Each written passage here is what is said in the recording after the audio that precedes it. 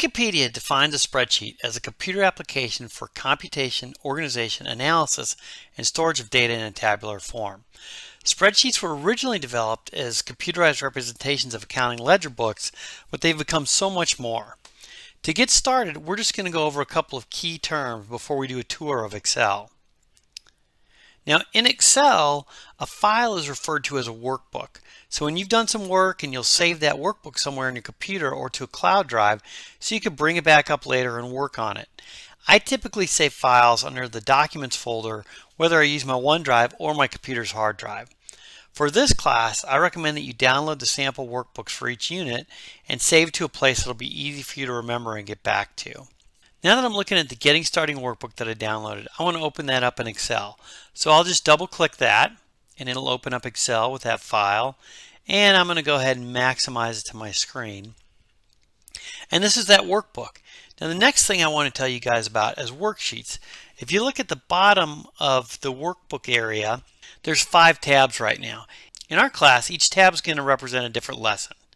So it's really easy to create new worksheet tabs. All you do is to the right, you'll see a plus button. You can click that. You see I got a new sheet. It just calls it sheet 1 or sheet 2 or sheet 3. I can also right click anywhere in the sheet area and insert a new worksheet.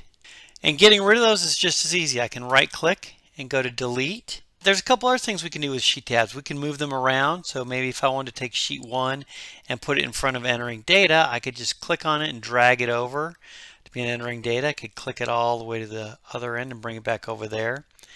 You can also color these worksheets. And I do this when I start getting a workbook that has a lot of sheets and I want to kind of keep more sense of them. So maybe on sheets that I have data, I'll turn that one green. And maybe if it's a worksheet that's a report, I'll make that blue. And then sometimes if I have a sheet that just has general information about the workbook, I'll make that black. And then again, we can just simply delete those when we're done using them. I can right click on it, and then I can just delete the rest of those sheet tabs. The last element we're going to talk about are cells. A cell is a basic building block. When you look at the screen, each one of the little rectangles is a cell.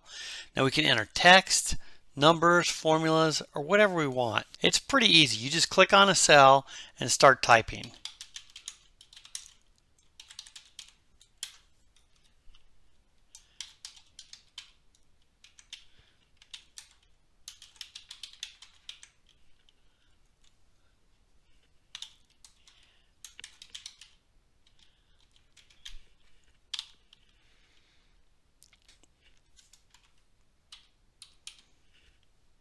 Excel can quickly make simple formulas to add up values in rows or columns. And it can also make complex formulas for calculating sales projections, scientific equations, statistics. One last thing about cells, as we start building a spreadsheet, we're going to have a way to refer to our cells and formulas. This is called a cell's address. Just like your home address tells people where you live, a cell address does the same thing. And it's pretty easy to figure out. Whenever you're on a cell, look at the column it's in, which is G, and the row, 7. And the combination of those two make up the cell's address, G7. Well, that should do it for our initial terminology. Let's go ahead and move on and get a tour of the Excel interface.